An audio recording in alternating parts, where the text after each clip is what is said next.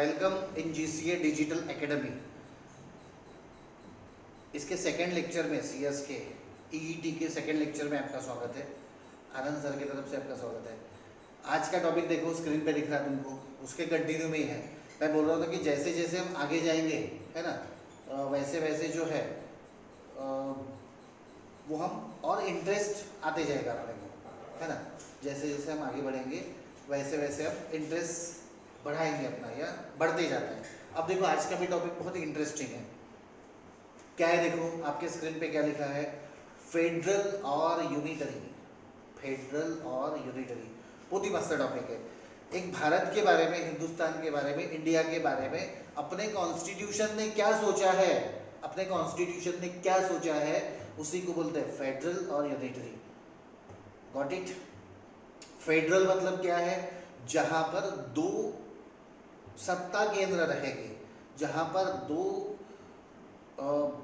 Power point रहेंगे, उसको बोलते हैं फेडरल। और यूनिटरी मतलब एक ही पावर पॉइंट रहेगा, एक ही सत्ता केंद्र रहेगा। अब दो सत्ता केंद्र मतलब क्या है, तो राज्य सरकार एक और केंद्र सरकार दो, उसको क्या बोलते हैं, फेडरल। और यूनिटरी मतलब सिर्फ और सिर्फ एक ही सरकार पूरे हिंदुस्तान में। फिर महाराष्ट्र में अलग, दिल्ली में, कांग्रेस इसमें सेंट्रल में अलग, ऐसा नहीं रहेगा। किसमें, यूनिटरी में। फिर से देखो शब्दों का मतलब, फेडरल मतलब हैविंग टू गवर्नमेंट्स, यूनिटरी मतलब having one government for whole nation. राज्य सरकार नहीं रहेंगे, तमिलनाडु गवर्नमेंट नहीं रहेगी, गुजरात गवर्नमेंट नहीं रहेगी, महाराष्ट्र सरकार नहीं रहेगी, आंध्र प्रदेश में गवर्नमेंट नहीं रहेगी, पूरे भारत में एक ही रहेंगी, तो यूनिटरी। और पूरे भारत में दो दो सरकारें रहेंगी, केंद्र सरकार टॉप में और बॉटम में राज्य सरकार है, तो that is called as the federal structure. अब कितना मस्त ये पॉइंट है, देखो कितना नॉलेज वाला पॉइंट है। भारत फेडरल है कि यूनिटरी है, तुम बताओ पहले, जोर से बोलो, मुझे यहाँ तक सुनाई दे रहा है, आवाज निकालो। भारत फेडरल है मुझे, हिंदुस्तान फेडरल है कि यूनिटरी है? हाँ, करेक्ट। इंडिया क्या है, फेडरल है। फेडरल क्यों है, क्योंकि हमारे हर राज्य में, Bihar, Orissa, UP, AP, MP, Gujarat, Tamil Nadu, Orissa और सभी राज्यों में, महाराष्ट्र, इन सभी राज्यों में एक एक गवर्नमेंट है। पंजाब, हरियाणा, गोवा, हर जगह एक एक गवर्नमेंट है, उसको बोलते हैं स्टेट गवर्नमेंट, उसको बोलते हैं राज्य सरकार। और एक टॉप में सबकी बॉस क्या है, बॉस बोलने से अच्छा एक एडमिनिस्ट्रेशन में बॉस बोलेंगे अपन, वो है केंद्र सरकार, यूनियन गवर्नमेंट, है ना, central government. Narendra Modi prime minister है, वो उनके मेन है, कमांडर है। और यहाँ पे उद्धव ठाकरे, वो मेन है, चीफ मिनिस्टर। तो देखो, चीफ मिनिस्टर भी है सीएम, और पीएम प्राइम मिनिस्टर भी है, तो उन दोनों भी सिस्टम्स को बोलते हैं फेडरल फेडरल फेडरल। देखो नजर मारो उस पैराग्राफ की तरफ। Constitution of India is basically federal but with certain unitary features. The majorities of the Supreme Court जजेस in Kesavananda Bharati versus State of Kerala were of the opinion of the views that the federal structure, ये supreme court की case है, AIR मतलब all India reporters, 1973 में एक case बनी। SC मतलब supreme court, 1461 मतलब वो नंबर है उन केस का। तो एक केशवानंद भारती नाम के एक व्यक्ति थे, वर्सेस स्टेट ऑफ केरला। उसमें ये क्वेश्चन डिसाइड होना था कि भारत फेडरल है कि यूनिटरी है, भारत फेडरल है कि यूनिटरी है। और उसमें ऐसा ओपिनियन आया कि views that federal feature form the basic structure of Indian constitution. Indian constitution का बेसिक स्ट्रक्चर है federal. However there are discussion as to whether Indian constitution establishes federal systems or it stipulates a unitary form of government with basic federal feature. फिर से देखो, वहाँ पे discussion चलता है जोरों से जोरदार कि इंडियन कॉन्स्टिट्यूशन फेडरल है कि यूनिटरी है, फेडरल है कि यूनिटरी है। ये जो डिस्कशन है वो हर वक्त चलता है ना, हर वक्त चलता है। अभी नेक्स्ट पैराग्राफ देखो, thus to decide whether constitution is federal, unitary or quasi-federal, it would be better to have look at the content of the constitutions। ये बहुत जरूरी है कि कॉन्स्टिट्यूशन फेडरल है, फेडरल मतलब क्या, दो दो सरकारें हैं, यूनिटरी, यूनिटरी मतलब क्या, एक ही सरकार है, कि क्वाजी फेडरल है, क्वाजी फेडरल मतलब क्या, आधा फेडरल आधा unitary. It would be better to have a look at the content of the constitution. फिर से देखो, अब क्वेश्चन राइज हो रहा है कि भारत फेडरल है, भारत यूनिटरी है, भारत क्वाजी फेडरल है। ये देखने के लिए कंटेंट ऑफ द कॉन्स्टिट्यूशन में देखना पड़ेगा, कॉन्स्टिट्यूशंस की डिटेल स्टडी करनी पड़ेगी। क्या है देखो, और इंटरेस्टिंग है, the essential feature of federal systems. क्या है इसेंशियल फेडरल सिस्टम्स का, ड्वेल गवर्नमेंट। ड्वेल गवर्नमेंट मतलब दो दो सरकारें। दो सरकार कौन सी है, एक राज्य सरकार, मैंने अपने उद्धव ठाकरे चीफ मिनिस्टर है, वो अपने महाराष्ट्र के लिए अपन बोल रहे हैं, और पूरे इंडिया के लिए नरेंद्र मोदी। दूसरा है डिस्ट्रीब्यूशन ऑफ पावर। पावर मतलब अधिकारों का बंटवारा, केंद्र सरकार ने कुछ अधिकार रखे हैं, राज्य सरकारों ने कुछ अधिकार रखे। जैसे इंडियन पोस्ट कौन चलाता है, केंद्र सरकार। इंडियन रेलवे कौन चलाता है, केंद्र सरकार। उसके बाद में सिविल एविएशन, जिसको अपन एयर इंडिया, इंडियन एयरलाइंस वगैरह बोलते हैं, वो केंद्र सरकार के पास है। कॉइन्स या करेंसी के मैटर केंद्र सरकार के पास है। उसी समय हेल्थ यानी हॉस्पिटल से संबंधित राज्य सरकार के पास है। उसके बाद में जो इंटरनल सिक्योरिटीज रहती है वो भी राज्य सरकार के पास है। तो ऐसे दोनों में भी बंदरबाट हुई है, पावर का बंटवारा हुआ है। Supremacy of the constitution, constitution सबसे सुप्रीम है। इंडिपेंडेंस ऑफ जुडिशियरी, जुडिशियरी मतलब कोर्ट, कोर्ट इंडिपेंडेंट है, कोर्ट कोई नहीं चला सकेगा। ऐसे सिस्टम्स को फेडरल बोलते हैं। कोई उद्धव ठाकरे मैंने चीफ मिनिस्टर्स भी उसको कमांड नहीं कर सकते कोर्ट को, और कोई मान लो प्राइम मिनिस्टर नरेंद्र मोदी भी किसी कोर्ट को डायरेक्शन नहीं दे सकते कि आप ऐसा करो ऐसा करो। On the other hand court ही इनको डायरेक्शन देगा। जैसे भी लॉकडाउन पीरियड में आपने न्यूज़पेपर पढ़ा होगा कल परसों का, तो उसमें दिया है क्लियरली कि मजदूरों की व्यवस्था खाने पीने की स्टेट गवर्नमेंट ने करना चाहिए, ट्रैवलिंग का खर्चा केंद्र सरकार ने नहीं लेना चाहिए, यानी कोर्ट डायरेक्ट कर रहे हैं। क्योंकि कोर्ट क्या है, इंडिपेंडेंट है, किसी के दबाव में नहीं आता, अलग व्यवस्था है वो। जुडिशियरी अलग ही व्यवस्था है ना, किसी के इसमें इंटरफेयर कर नहीं सकते कोई, और इसमें वो भी इंटरफेयर नहीं करता, सबके पावर्स अलग अलग है।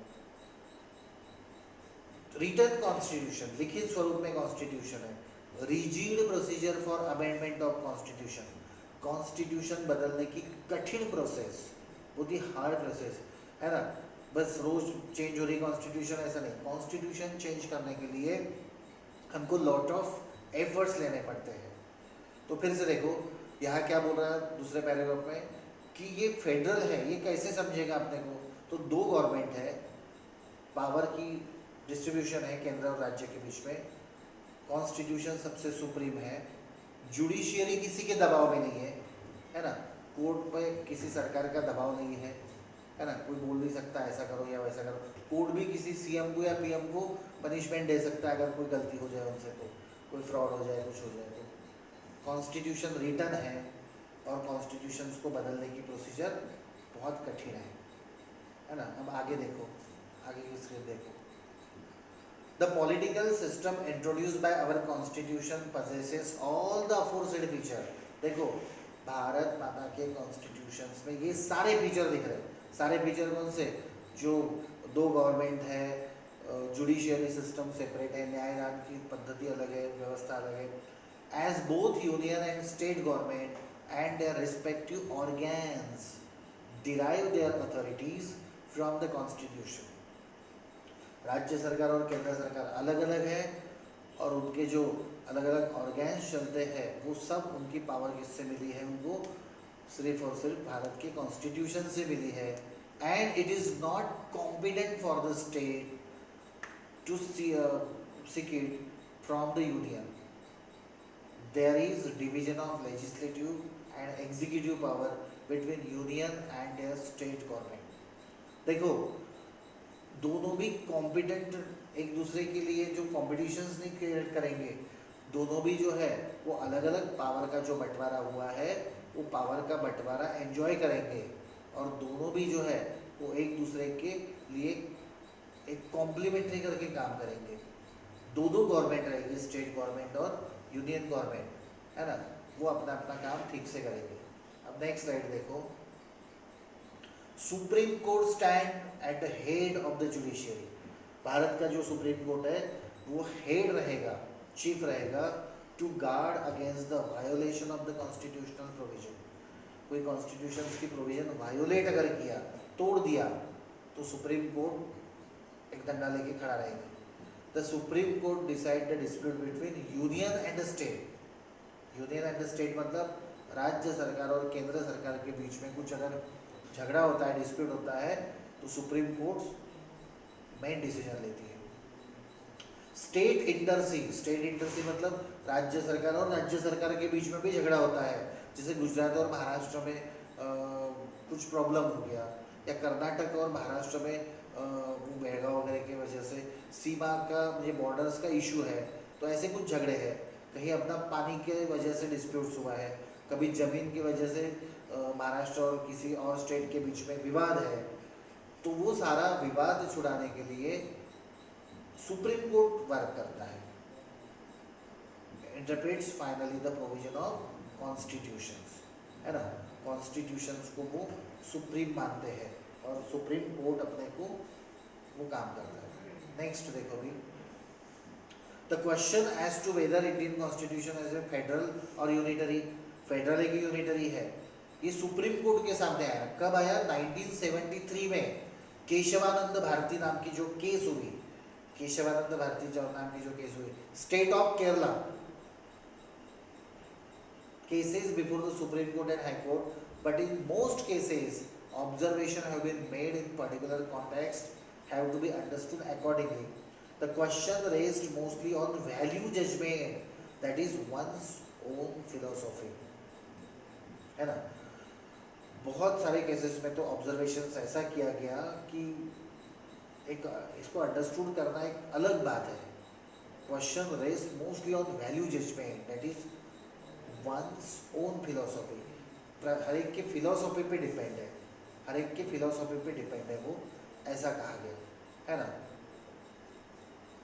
तो देखो ये जो लेक्चर है यहीं तक करेंगे। अब तक आर्शिल था स्क्रीन कौन दिया तुझी, तो क्या समझा इसमें आपको?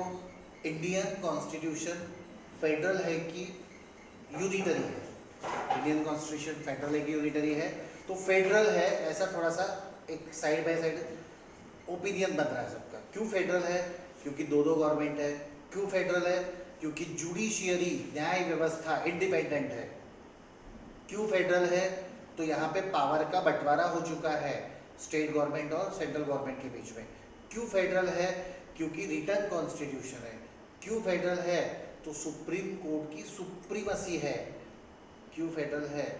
तो दोनों भी गवर्नमेंट एक दूसरे के कोऑर्डिनेशन में काम करेगी, इसीलिए वो फेडरल है। ठीक है, अभी थोड़ा टॉपिक चेंज करेंगे अपन। टॉपिक चेंज मतलब नेक्स्ट टॉपिक है।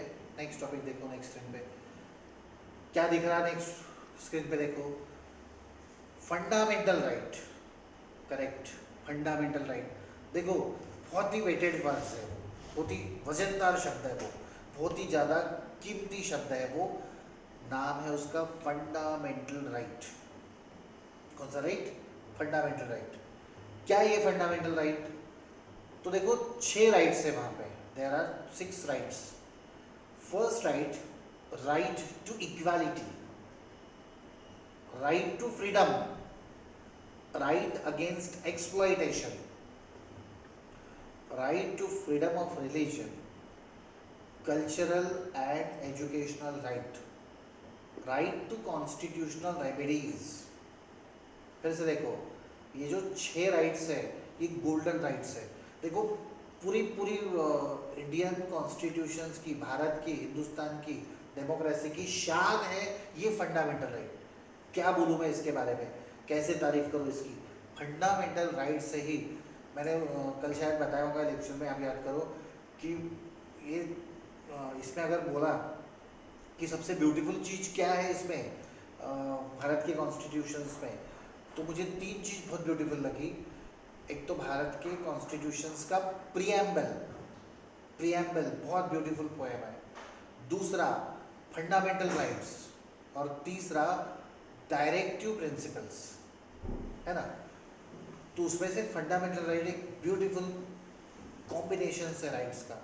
और पता है इसके वजह से दुनिया में हमारी शान है, हमारे कॉन्स्टिट्यूशंस को बहुत वजन है, हमारे कॉन्स्टिट्यूशन को बहुत अच्छा समझते हैं। इंडियन डेमोक्रेसी सबसे बड़ी डेमोक्रेसी है और फंडामेंटल राइट्स की वजह से इसकी शान बड़ी है। हमारे लिए बहुत गर्व की बात है कि हमारे कॉन्स्टिट्यूशन में ये फंडामेंटल राइट है, मूलभूत अधिकार।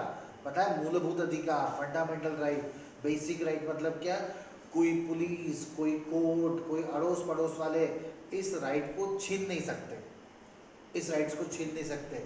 These are called as the fundamental right. ये फंडामेंटल राइट सबसे ब्यूटीफुल गिफ्ट है कॉन्स्टिट्यूशन ने दिया हमको।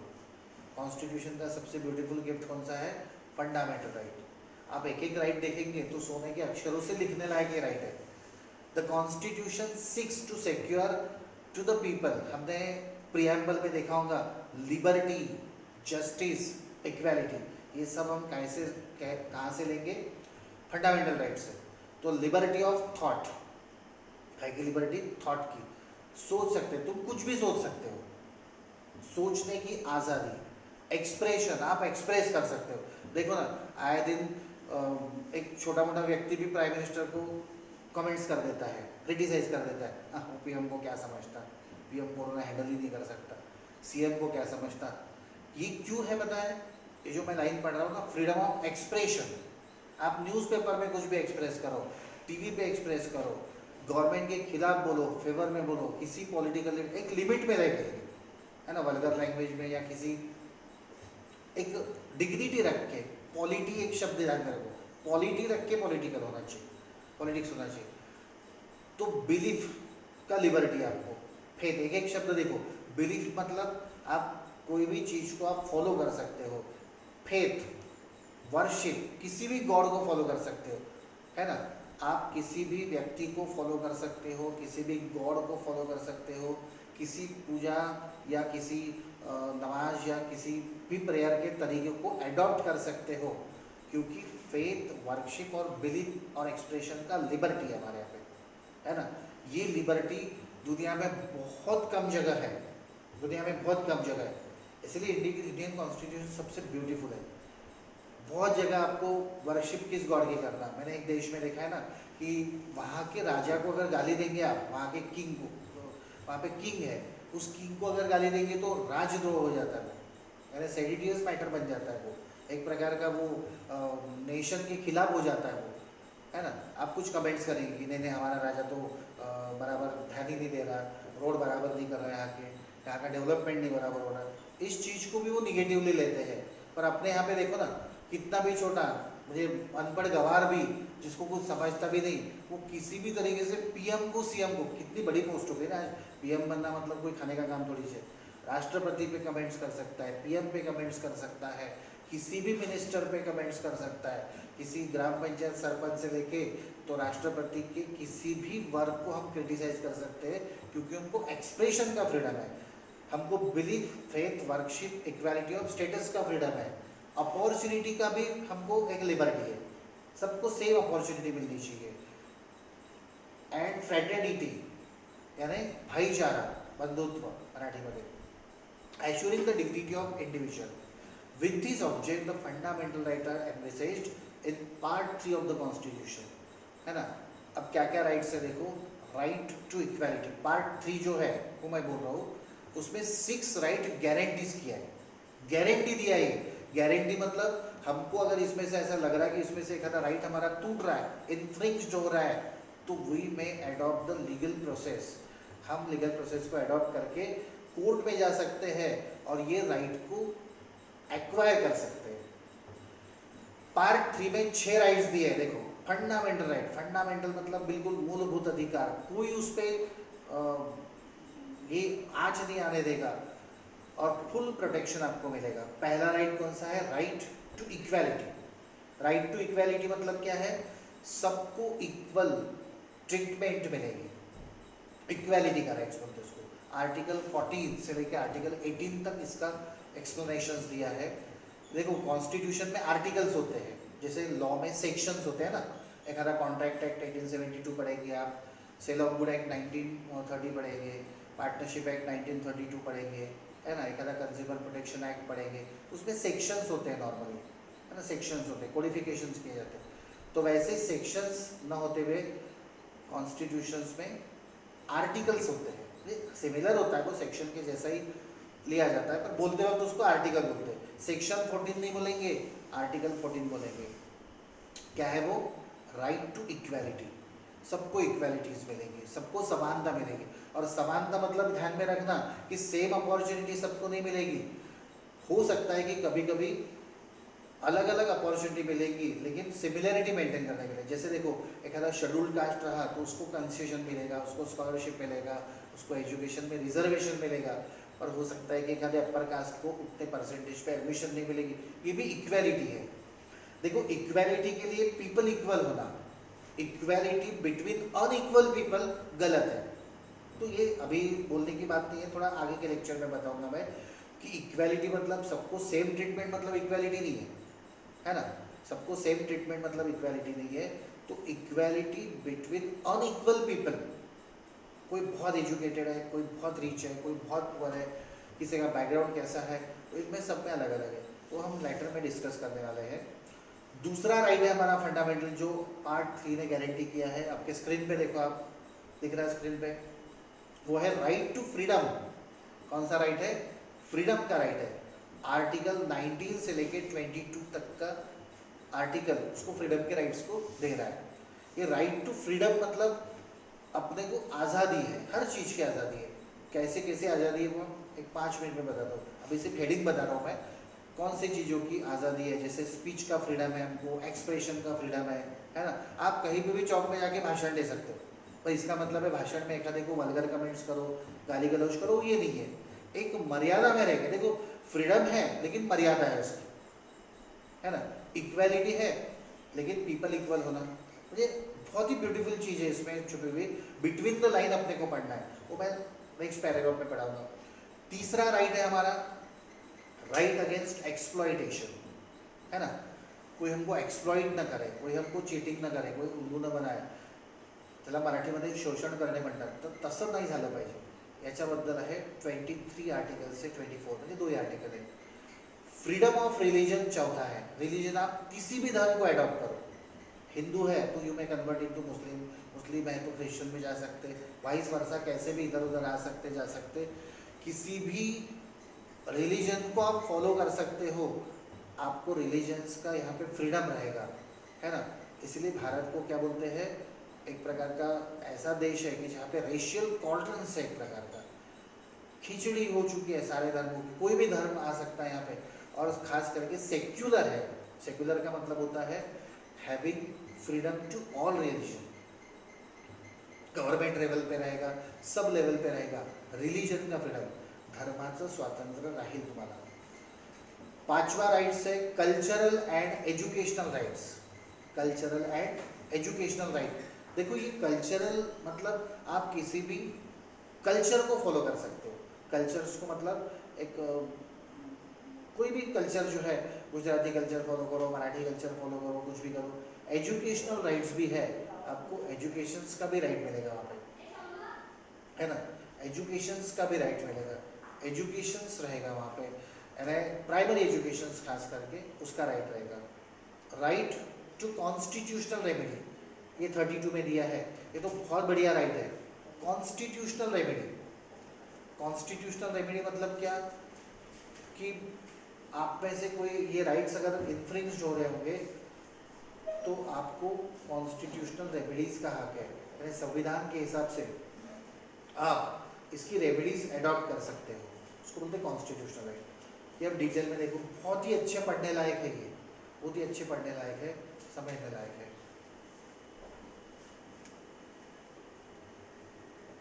नेक्स्ट स्क्रीन देखो, previously right to property under article 31 was also guaranteed as fundamental right, which has been removed by the 44th constitutional amendment 78 में. Now right to property is not a fundamental right, it is only a legal right. देखो पहले तो fundamental right में क्या आता था, right to property भी आता था, राइट टू प्रॉपर्टी मतलब प्रॉपर्टी पजेस करने का राइट, पर अभी वो 78 में से निकाल दिया गया। अरे अपने जो 6 फंडामेंटल राइट है उसमें 7वां वो था, पर 78 इससे फंडामेंटल राइट में से वो निकाल दिया गया। नेक्स्ट स्क्रीन देखो अभी, apart from this article 12, 13 deals with definition of state and law, article 33 and 35 deals with general provisions relating to fundamental right. No fundamental right in India is absolute and reasonable restrictions can be imposed in the interest of the state by valid legislation, and such case the court would respect the legislation policy behind the same. अब और interesting चीज़ें हैं, देखो कितना मस्त चीज़ है। मैं बोला ना जैसे जैसे हम आगे जाएंगे वैसे और मज़ा आते जाएगा, और वो मज़ा अभी आएगा कि वो दूसरा पैराग्राफ देखो, पहला छोड़ो, दूसरा पैराग्राफ देखो कि कोई भी फंडामेंटल राइट, कोई भी फंडामेंटल राइट, कोई भी फंडामेंटल राइट एब्सोल्यूट नहीं है, एब्सोल्यूट नहीं है, रीजनेबल रिस्ट्रिक्शन उसको लगा सकते हैं। कोई भी फंडामेंटल राइट एब्सोल्यूट नहीं है, कोई भी फंडामेंटल राइट पे आप रिस्ट्रिक्शन लगा सकते हो, रिस्ट्रिक्शन इम्पोज कर सकते हो। है ना, देखो ना जैसे फ्रीडम ऑफ स्पीच है, क्या है, फ्रीडम ऑफ स्पीच है, तो ये एक फंडामेंटल राइट है हमारा कि मैं भाषण दे सकता हूँ, या मैं पेपर में, न्यूज़पेपर में कुछ भी कमेंट्स कर सकता हूँ, मैं पत्रकार हूँ तो कमेंट्स कर सकता हूँ, मेरा न्यूज़ चैनल है तो मैं न्यूज़ पे कुछ भी डिबेट कर सकता हूँ, ये पॉलिसी गलत है, वो पॉलिसी, पर उस पर रीजनेबल रिस्ट्रिक्शन लगा सकते हैं। आप देखो रीजनेबल रिस्ट्रिक्शंस क्या लगाया गवर्नमेंट ने, जैसे अभी कोरोना का पीरियड शुरू है तो गवर्नमेंट ने क्या बोला कि कोरोना के खिलाफ आप गलत सलत नहीं लिखोगे, है ना, कोरोना के खिलाफ नहीं लिखेंगे, या एक आधे बार कुछ प्रॉब्लम है, सिचुएशन खराब है तो आप इसके बारे में कुछ कमेंट्स नहीं करोगे, ये गवर्नमेंट रिस्ट्रिक्शन लगा सकती है। अभी मेरे ऊपर क्या रिस्ट्रिक्शन है पता है, मैं कोरोना के बारे में व्हाट्सएप, फेसबुक या किसी और मीडिया में, किसी सोशल मीडिया में प्लेटफॉर्म पे लिखने के पहले उसको कंफर्म करूँ कि सही बात है कि नहीं, या उसके ऊपर लिखना ही मुझे मना है, गलत सलत बातें। एक आधी बार मैं बोल दूँ कि और मान 10 लोग मर गए कोरोना की वजह से, और फिर गवर्नमेंट ने मेरे को प्रोसिक्यूट कर दिया या कभी लीगल एक्शंस हुई, तो मैं ये नहीं बोल सकता मुझे फ्रीडम ऑफ स्पीच है करके, है ना, फ्रीडम ऑफ स्पीच है, फ्रीडम ऑफ एक्सप्रेशन है, इसलिए मैं कुछ भी एक्सप्रेस करूँ क्या, कि आज 10 मर गए, फिर कल बोल दूँ मैं मजाक कर रहा था, सॉरी मुझे गलत खबर मिल गई, है ना, मेरे स्टूडेंट ने मुझे बता दिया हमारे एरिया में 10 मर गए। मेरा काम है कि उसको प्रॉपरली समझ लेना पहले, और स्टेट गवर्नमेंट उस पर रिस्ट्रिक्शन डाल सकती है कि आप कोरोना की न्यूज़ ही मत फैलाओ, आप कोरोना के बारे में कुछ भी मत करो, इसको क्या बोलते हैं, reasonable restriction can be impose, और कोर्ट द्वारा वो किया जा सकता है, या प्रॉपर लेजिस्लेशन द्वारा, यानी गवर्नमेंट प्रॉपरली उसको करा सकती है कि कोई अभी कल से न्यूज़पेपर में कुछ छापेगा नहीं इसके बारे में, या गवर्नमेंट के खिलाफ कुछ नहीं बोलेगा, ऐसा वो कर सकते हैं, रीजनेबल रिस्ट्रिक्शन डाल सकते हैं, और वो रिस्ट्रिक्शन डालने के पीछे भी इंटेंशंस क्लियर होना चाहिए, है ना। अब नेक्स्ट स्क्रीन में देखो, नेक्स्ट स्क्रीन में देखो, from the point of view of person to whom the rights are available, the fundamental rights may be classified as follows. Next screen में देखो फंडामेंटल राइट कैसे क्लासिफाई किया है। पहला, आर्टिकल 15, 16, 19 और 30 guaranteed only to the citizen. 15, 16, 19 और 30 article सिर्फ citizen के लिए है ना। फिर जो आर्टिकल्स है ये फॉरेनर्स के लिए है, सिटीजन और फॉरेनर दोनों के लिए है। 14, 20 जो भी नाम लिए है, तो सॉइल ऑफ इंडिया सबके लिए है वो। तो ए किसके लिए है, सिर्फ सिटीजन के लिए। वो 15-16 नंबर में क्या है वो अपन देखेंगे बाद में। पर आप देखो ये सिर्फ इंडियन सिटीजन के लिए है ना। उसके बाद में ये किसी के लिए भी है, सबके लिए है, समझ लो, है ना। और दूसरा देखो 15, 16, 19, 30 के आर्टिकल सिटीजन्स के लिए है, सिर्फ भारत के नागरिकों के लिए जिसके पास सिटीजनशिप है। फिर 14, 20, 21, 22, 23, 25, 27, 28 जो है वो सिटीजन के लिए भी है और फॉरेनर के लिए भी है। मुझे फॉरेन से भी कोई आया तो उसको भी वो राइट्स है। और तीसरा जो है 15, 17, 18, 20, 24 जो है वो are absolute limitations upon the legislative power. Legislatives को एक लिमिटेशंस उन्होंने दिया है ना। ये चीज़ अपन अगले लेक्चर्स में अच्छे से देखेंगे, ठीक है। अभी ये लेक्चर कैसा लगा वो अपने को हमको बताओ। आप अपने YouTube चैनल को सब्सक्राइब करो, लाइक करो, है ना। अपन छोटे छोटे लेक्चर्स बनाएंगे। शुरुआत में थोड़ा सा 1-2 लेक्चर्स में आपको तकलीफ लेना पड़ेगा, पर बाद में बहुत मज़ा आएगा। आई एम वेरी कॉन्फिडेंट कि आपको 1-2 लेक्चर्स बर्दाश्त कर लिया आपने तो ये दूसरे तीसरे लेक्चर के बाद इतने अच्छे अच्छे टॉपिक्स हैं, ठीक है। और आप उसको बार बार समझ के पढ़ के कर सकते हो, करना ज़रूरी है। लॉकडाउन कब खुलेगा कब नहीं खुलेगा, देखो अपन CS के स्टूडेंट्स हैं, खास करके CS के स्टूडेंट हैं। एक्टिव रहना अपना काम है। अगर हम लोग इसको लाइटली लेंगे तो हमारा फ्यूचर करियर नहीं बन पाएगा अच्छे से। सो बी केयरफुल, बी सिंसियर, है ना। सिंसियरली इसको अटेंड करो, नहीं समझा तो भी अच्छे से करो, बाद में आने के बाद देखेंगे। क्योंकि कैसा है कि तुम लोग उसको लाइटली लेंगे तो समझेंगे नहीं, सीरियस ले लो उसको, ओके। इसको सब्सक्राइब करो, लाइक करो, और कुछ कमेंट्स करना है तो मुझे बता दो, मैं उसमें इम्प्रूवमेंट करने की कोशिश करूँगा, ओके। चलो bye, have a very good day.